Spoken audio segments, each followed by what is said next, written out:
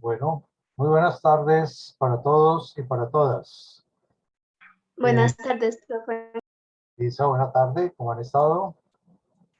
Bien. Bien, Eh, sí, señor. ok, me agrada mucho. Esta tarde vamos a analizar un experimento que vamos a denominar poder de resolución de un cristal. ¿Ya? En el experimento anterior analizamos la ley de Bragg, ¿ya?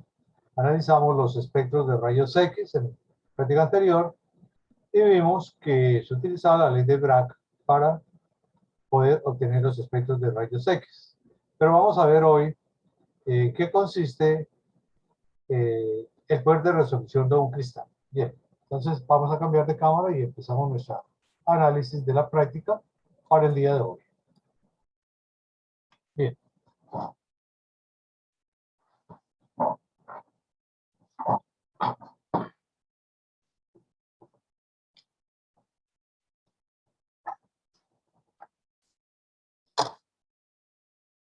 Bien, como les decía, denominamos esta práctica poder de resolución de un cristal.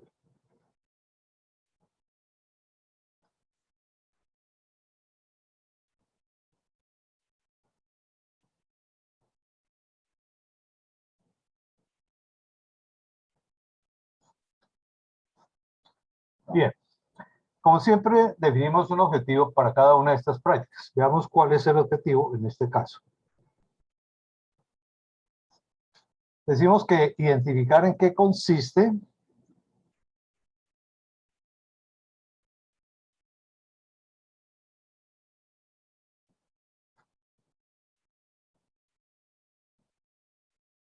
el poder de resolución de un cristal.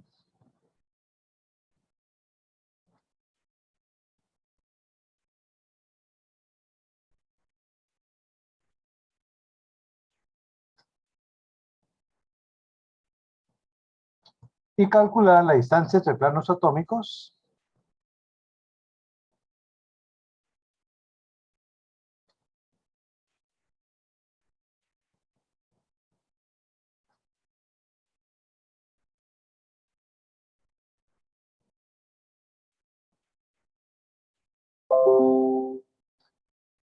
para un cristal de bromuro de potasio.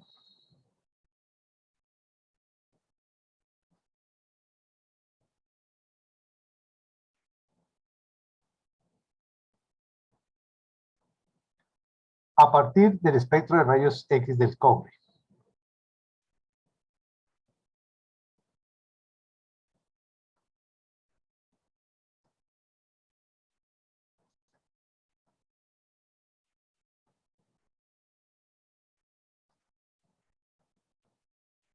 Bien, en esencia ese es el objetivo de la práctica.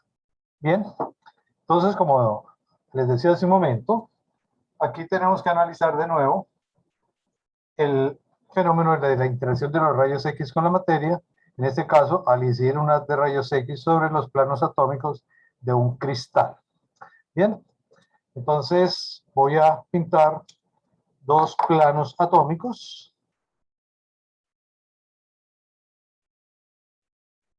Consideremos esos dos planos atómicos de esta forma, los cuales decimos que se encuentran separados una distancia de entre sí.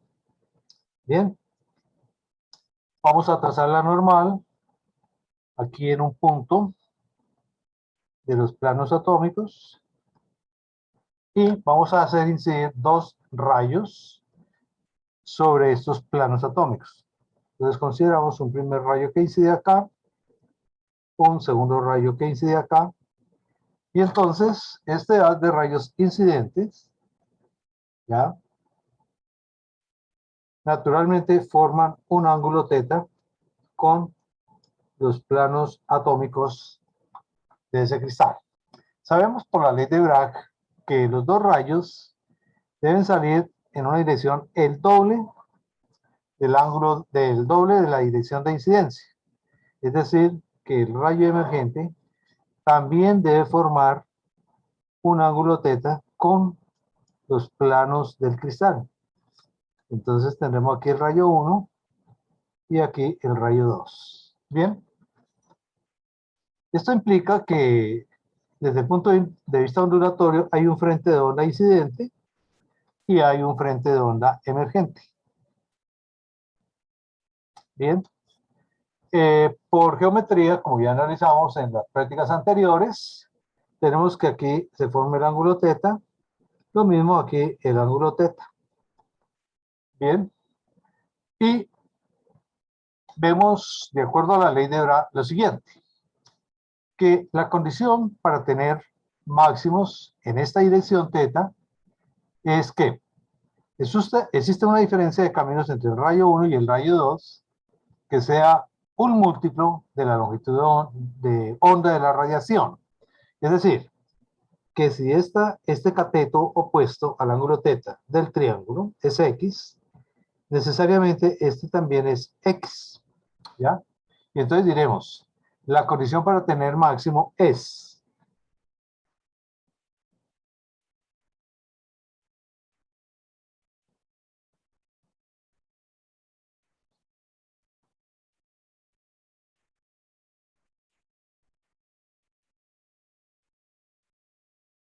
que esta distancia 2X sea un número entero de la longitud de onda de la radiación, donde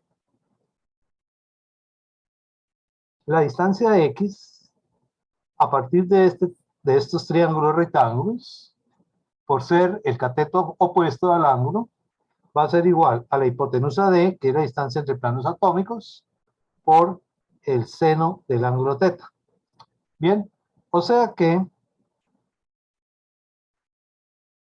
de acuerdo a esta relación 2x igual a n lambda, diré que 2D por el seno del ángulo teta, reemplazando el x, es igual a n veces la longitud de onda, que es la condición de Bragg. Bien, veamos la ecuación de la condición de Bragg.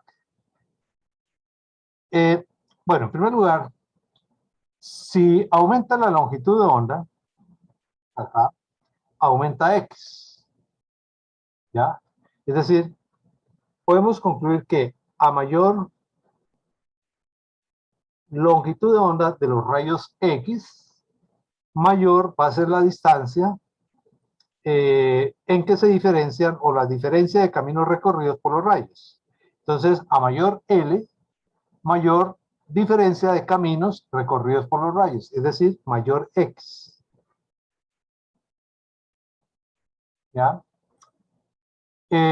O sea que, si aumenta X, aumenta teta. Quiere decir entonces, o sea, mayor ángulo teta. Bien. Vemos aquí claramente que hay una relación de dependencia entre el ángulo teta y la longitud de onda.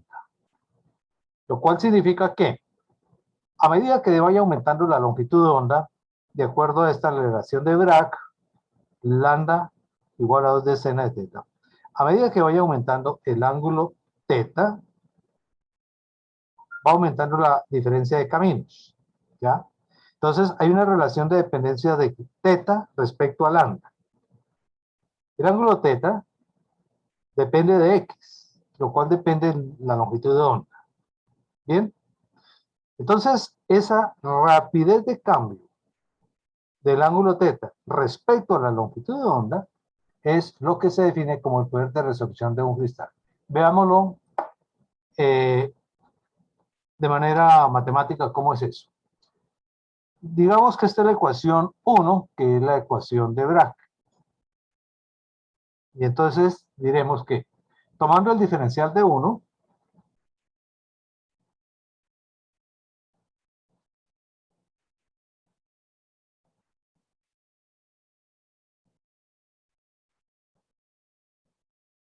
se tiene,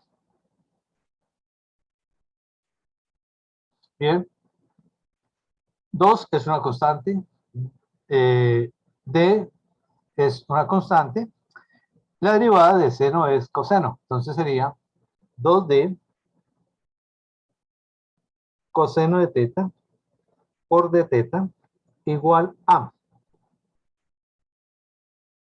N es una constante de L la variable, entonces N por dl. Bien. Luego tenemos que la relación que hay entre la rapidez del ángulo θ, o sea, de θ, con respecto a la longitud de onda, lambda, va a ser igual a n, y esta cantidad 2d coseno de θ pasa a dividir, y es 2d coseno de θ. Muy bien.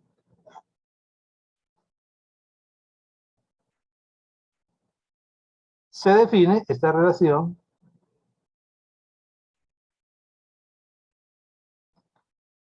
como el poder de resolución de un cristal.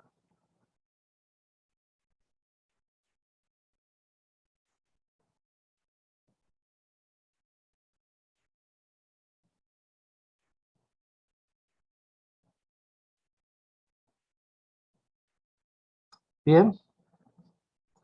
Entonces ya tenemos claro el concepto. ¿Qué es poder de resolución de un cristal? ¿Ya? Bien.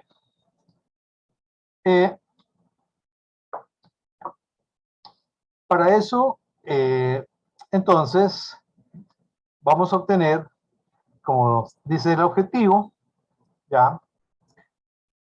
El espectro, ¿ya? De rayos X del cobre, pero con bromuro de potasio. ¿Ya? A partir del espectro de rayos X del cobre, pero con un cristal de bromuro de potasio.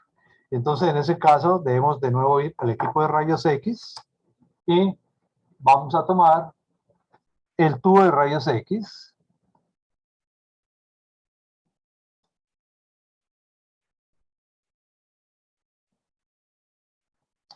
A este tubo de rayos X que, como hemos dicho, debe ser de material anódico de cobre,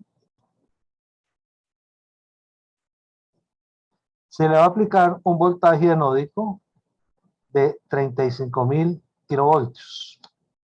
Bien, aquí al otro lado, como siempre, tenemos el electrodo que nos genera los electrones que son acelerados contra, en este caso, un ánodo de cobre. Ánodo de cobre. Bien, cerramos el circuito y obtenemos el haz de rayos X para un potencial de 35.000 voltios. Bien. De nuevo, entonces, aquí tenemos la generación de rayos X. Utilizamos un colimador de diámetro 2 milímetros. Entonces decimos que este es un colimador de diámetro igual 2 milímetros. Hecho el montaje, generamos el haz de rayos X. Y entonces tenemos aquí un haz de rayos X. Bien, ese haz de rayos X lo vamos a incidir ahora, no sobre un cristal de fluoruro de litio como habíamos hecho en la práctica anterior, sino que va a incidir sobre un cristal de bromuro de potasio. Entonces aquí tengo un cristal de bromuro de potasio. Bien. Aplicando la condición de Bragg, este haz de rayos X pues debe formar un ángulo θ con los planos del cristal y salir con su mayor intensidad en una dirección que es el doble del ángulo θ. Es decir, en esta dirección vamos a tener el haz difractado. Bien, de nuevo, entonces decimos que la radiación con las mayores intensidades será dispersada en un ángulo alfa igual a 2 veces θ. Bien, esa radiación de nuevo va a un detector Geiger. Entonces,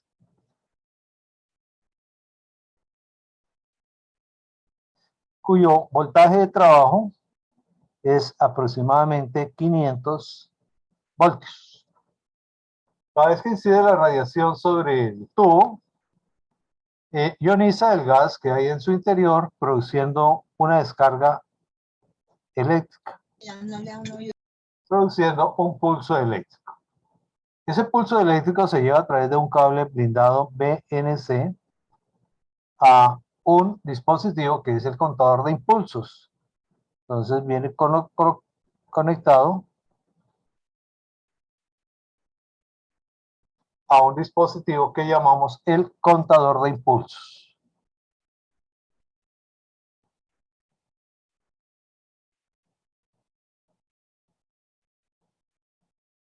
El cual suele ir conectado a tierra y conectado a un medidor, dispositivo, que me da la intensidad de radiación en cada una de esas direcciones.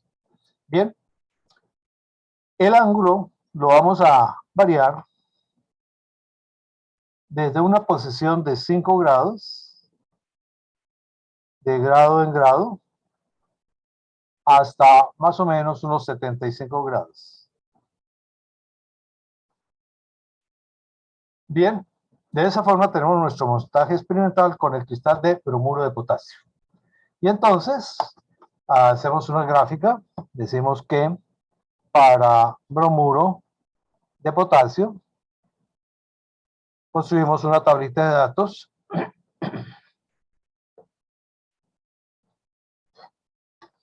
donde vamos a representar la intensidad en cuentas por segundo en función del ángulo teta. Y como hemos dicho acá, el ángulo va a ir de 5 grados, de grado en grado, hasta 75 grados. Para cada uno de ellos se va a medir la intensidad hasta el valor de 75 grados y su n. Bien, hecho eso, se hace la respectiva gráfica. Y la gráfica nos va a dar de la siguiente forma. Es una gráfica, como pueden verla ahí en el papel, del espectro de rayos X con bromuro de potasio. Bien, ¿qué van a observar ustedes aquí? Bueno, simplemente que en este espectro aparecen 4 parejas de máximos. Aquí una primera pareja bastante intensa, luego una segunda pareja mucho más ancha, menos intensa, luego una tercera pareja aún menos intensa que las dos anteriores, pero más ancha que las dos anteriores, y finalmente una cuarta pareja de intensidades muy pequeñas y bastante separadas. Bien, vemos que a medida que el ángulo teta aumenta, ya, el distanciamiento aquí es mayor. Hay una mayor separación, ¿ya? Bien, si comparamos este espectro con el espectro de rayos X que se obtiene para el mismo potencial, ¿cuál? 35.000 voltios. Esta gráfica corresponde a 35.000 voltios. Bien, y del cobre. Si comparamos ese espectro con este espectro que se obtuvo con cristal de fluoruro de litio, que tiene una distancia entre planos atómicos de 201.4 picómetros, vemos que es para el mismo potencial, 35 kilovoltios, pero aquí aparecen dos máximos, una primera pareja de máximos, también intensas, y una segunda pareja de máximos más separadas que la anterior, pero de menor intensidad, ¿ya? De menor intensidad. Y como podrán ver, si colocamos encima la hoja con el bromuro de potasio, las distancias, las separaciones entre los máximos va a ser mayor. Aquí observamos que están más cerca, aquí más separados. La escala del ángulo es exactamente igual acá. A diferencia de que esta va hasta 70 y la de fluoruro de litio hasta 50. Pero observamos que esta segunda pareja se separa aún más, casi unos 12 grados, de lo que pasaría aquí con la segunda pareja del bromuro de potasio. Conclusión. El bromuro de potasio separa más estos máximos que el fluoruro de litio. ¿Ya? Entonces, la pregunta que yo les hago a ustedes es, si este espectro es con fluoruro de litio y tiene una mayor amplitud, tiene una mayor resolución, porque hay una mayor abertura de los rayos, una mayor abertura. Si ese cristal tiene una distancia entre 201.4 picómetros, la pregunta sería, ¿este cristal que dispersa menos los rayos X tendrá una distancia entre planos atómicos mayor que la del fluoruro o menor? Entonces, ¿qué opinan ustedes? ¿Los átomos están más separados en el bromuro de potasio o menos separados que en el fluoruro de litio? A ver, los escucho. Bueno, le repito la pregunta.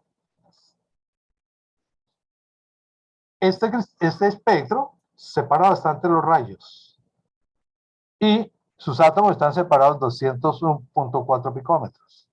Mientras que en este espectro no separa mucho los rayos, están más cerca. Entonces, sus átomos estarán, los átomos del bromuro de potasio, estarán más cerca o más lejos de lo que están los átomos del fluoruro de litio. O en otras palabras, la distancia entre planos atómicos será mayor o será menor a 201.4 picómetros. Esa es la pregunta. ¿Ustedes qué opinan? Profe, pues que la distancia, hablando de esta gráfica del cobre, pues sería, aparte de que es indirectamente proporcional el poder de la resolución, también se puede ver que la distancia es menor entre los planos, ¿sí? Y la resolución de ese cristal, pues es mayor. Bien, entonces mira, aquí decimos que la resolución es mayor con el fluoruro de litio. Aquí la resolución es menor porque están más cerca los rayos. En estos están más separados. Entonces, tenemos claro, para el fluoruro de litio la resolución es mayor que para el bromuro de potasio. Pero esta ecuacióncita me dice que el poder de resolución es inversamente proporcional a la distancia entre planos atómicos. Luego significa que aquella que tiene menos poder de resolución tiene mayor distancia entre planos atómicos, porque es una relación inversamente proporcional. A menor poder de resolución, mayor distancia. A mayor poder de resolución, menor distancia. Luego, los átomos en el bromuro de potasio están más separados que los átomos en el fluoruro de litio. Quiere decir, ustedes van a hacer el cálculo, ya les digo cómo, de la distancia que hay entre los planos atómicos del bromuro de potasio y les debe dar un valor muy superior al valor que da con el fluoruro de litio. Si para el fluoruro de litio da 201.4 picómetros, con bromuro de potasio debe dar superior a este dato. ¿Cómo lo vamos a calcular? Bien, volvemos acá al espectro. Este espectro, como les decía, es del cobre. Entonces, primer orden de difracción, segundo orden de difracción, tercer orden de difracción, cuarto orden de difracción. Estas son las líneas que emite el cobre, que son del mismo valor. La línea lambda K sub beta, lambda K sub alfa, lambda K sub beta, lambda K sub alfa, lambda K sub beta, lambda K sub alfa, lambda K sub beta, lambda K sub alfa. Ustedes en su práctica anterior calcularon esos valores, es decir, ustedes encontraron que la longitud de onda de la línea lambda K sub beta es igual a 140.4 picómetros. Y también encontraron que la longitud de onda de la línea lambda K sub alfa es igual a 154.8 picómetros. Bien, entonces aquí tenemos dos datos muy importantes que ustedes van a utilizar, resultados de la práctica anterior, para poder calcular la distancia entre planos atómicos del bromuro de potasio. Bien, ¿cómo lo van a hacer? Entonces, de esta ecuación 1, podemos despejar D y tenemos lo siguiente. De la relación 1, tenemos que al despejar D, de esta ecuación, D es igual a n veces la longitud de la onda de la radiación sobre 2 veces el seno del ángulo teta. Bien, con esa ecuacióncita, con esta relación, calcula las distancias entre planos atómicos del bromuro de potasio. Es decir, que una interrogante que ustedes tienen que responder aquí en este experimento es cuál es la distancia entre planos atómicos del bromuro de potasio. Es decir, esta es la incógnita.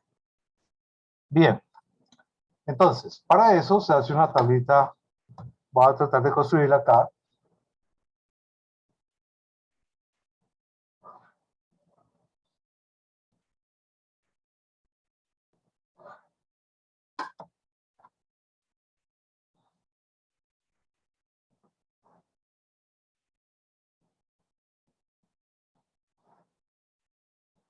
Donde vamos a graficar en esta primera columna el orden de difracción. Vamos a calcular los valores de la longitud de onda de cada una de las líneas. Vamos a calcular el ángulo para el cual aparece cada línea. Y vamos a aplicar esta ecuacióncita. D igual n lambda sobre 2 veces seno del ángulo teta y calculamos D. Bien, entonces yo les voy a mandar estas hojas a sus correos para que hagan ese ejercicio. Y entonces, se toma la primera hojita.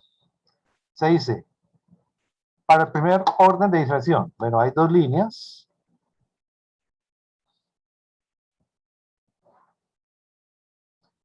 Hay dos longitudes de onda.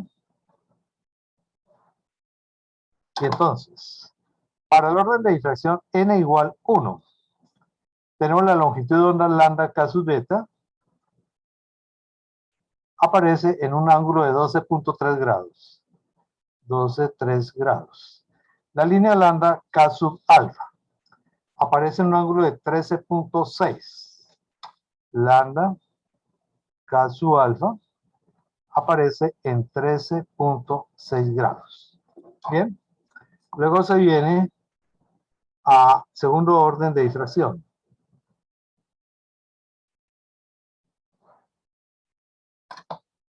Para el segundo orden de difracción, n vale 2, la línea lambda K sub beta aparece en un ángulo de 21.5 grados. Y la línea lambda K sub alfa aparece para 28 grados.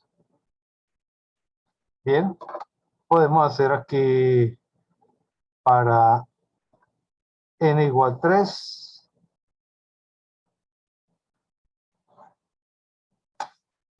Bueno, para n igual 3 aparece la línea lambda K sub beta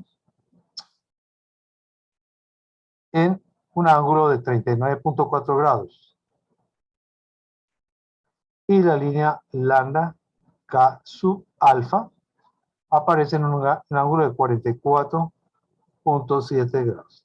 Bien, y así sucesivamente. Entonces ustedes después, con la hojita que les voy a mandar, calculan para n igual 4. Suman eso y calculan el valor promedio que les da para la distancia entre planos atómicos del cristal del bromuro de potasio. ¿Ya? Bien, ese sería un cálculo experimental. ¿Ya? Cumplimos aquí con el objetivo, que es a partir del espectro de rayos X. ¿Cuál espectro de rayos X? Obtener la distancia entre planos atómicos del cristal de bromuro de potasio. Entonces, hacemos la tablita y tomamos las lecturas, los cálculos y calculamos D. Bien, ¿hasta aquí alguna pregunta?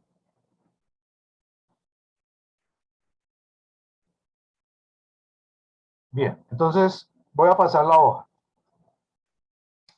Bien, podemos ahora entonces hacer el cálculo de manera teórica. Se lo van a hacer para que comparen los dos procedimientos y al final hagan una comparación con lo que hay en los textos. Bien, el segundo parte de este laboratorio es hacerlo pues, de manera teórica, partiendo de lo siguiente. Estamos hablando de bromuro de potasio. Este bromuro de potasio puedo considerar que tiene una estructura cúbica, donde aquí hay un átomo, por ejemplo, de potasio, y aquí pegado hay un átomo, por ejemplo, de bromuro. Bien, esos átomos forman la molécula de bromuro de potasio. Y desde aquí estaría pegado entonces el otro átomo de bromuro y aquí el de potasio. Entonces aquí hay una estructura cúbica. Y allá estaría la otra pareja de átomos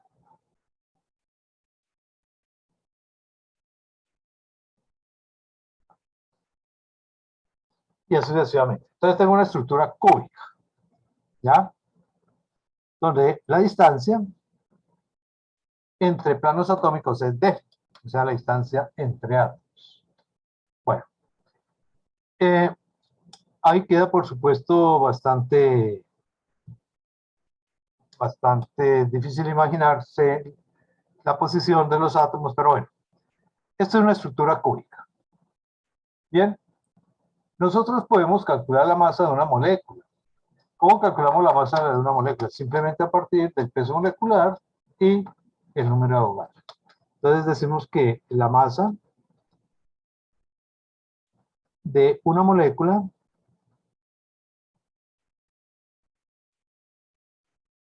en este caso de bromuro de potasio, está dada por, bueno, simplemente masa igual a peso molecular sobre número de Avogadro.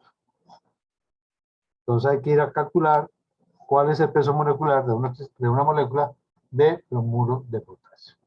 Conociendo la masa, nosotros podemos conocer cuál es el número de moléculas que hay en un centímetro cúbico. Y entonces, ¿cómo lo hacemos? Consideremos cuál es la masa de un centímetro cúbico de bromuro de potasio. Y entonces, la masa por centímetro cúbico de bromuro de potasio sería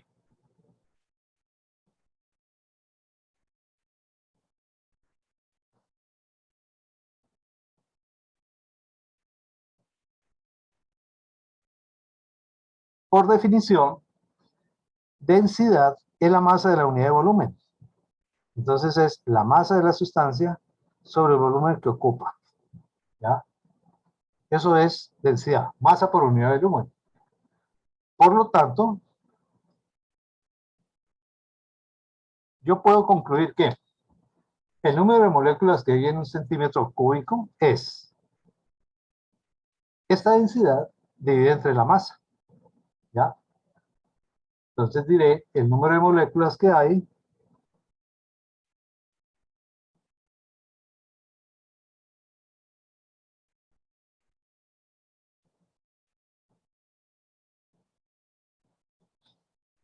en un centímetro cúbico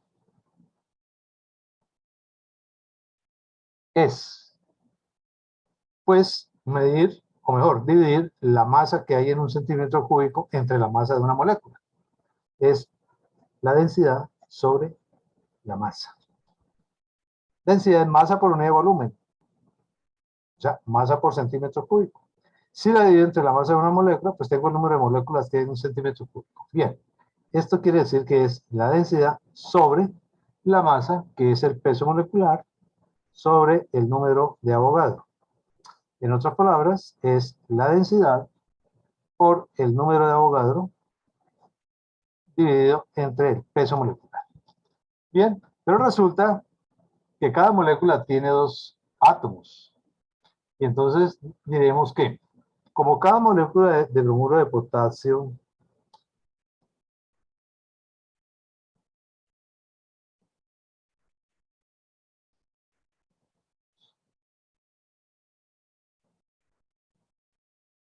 tiene dos átomos,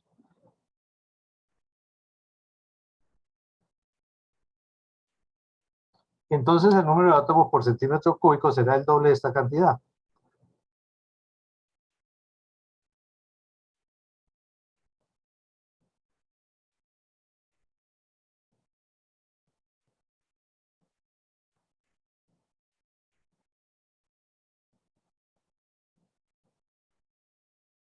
Entonces, el número de átomos por centímetro cúbico, que lo vamos a definir n, va a ser igual a 2 veces las moléculas por centímetro cúbico, o sea, 2 veces ρ por el número de Avogadro dividido entre el peso molecular. Bien. Ahora, vamos a imaginar un átomo de esos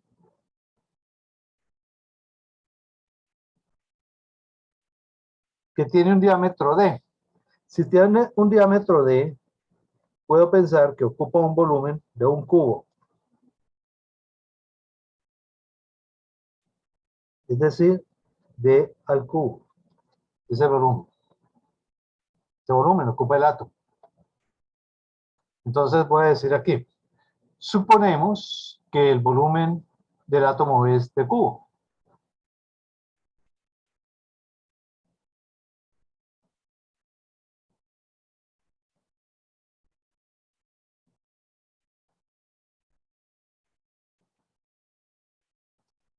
Es d al cubo, donde d es una arista y por consiguiente la distancia entre dos átomos adyacentes, o sea, la distancia entre planos atómicos.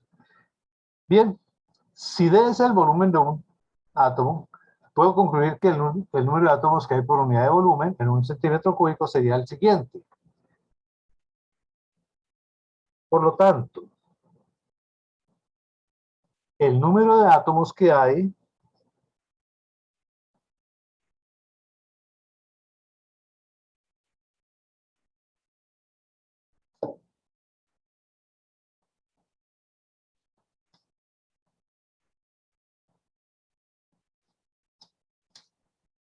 en un centímetro cúbico es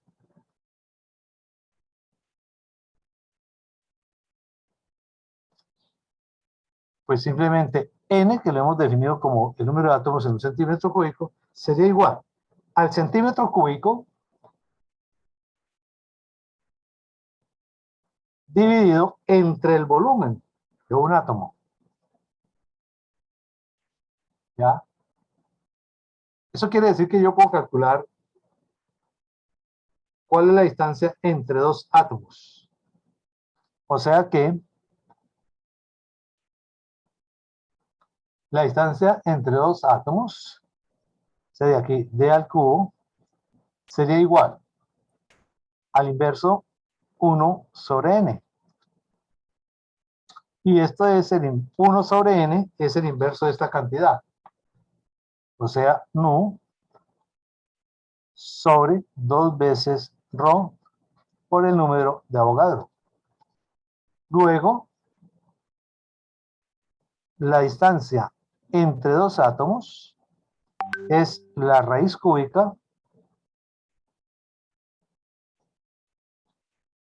de el peso molecular dividido entre 2 veces densidad por el número de Avogadro.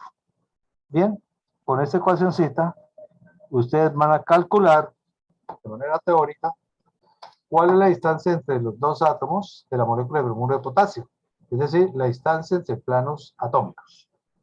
Y comparan con lo que les dé aquí de manera experimental a partir de los espectros. Y buscan en un libro cuál es el dato para el bromuro de potasio y hacen sus cálculos de errores. Eso sería, en esencia, esta experiencia. Los escucho. Si tienen alguna pregunta, alguna inquietud, alguna duda, algo que no haya quedado suficientemente claro. Como les dije, les mando a sus correos los dos espectros del cobre, uno con bromuro de potasio y el otro con bromuro de litio, para que elaboren su informe teniendo en cuenta estos espectros.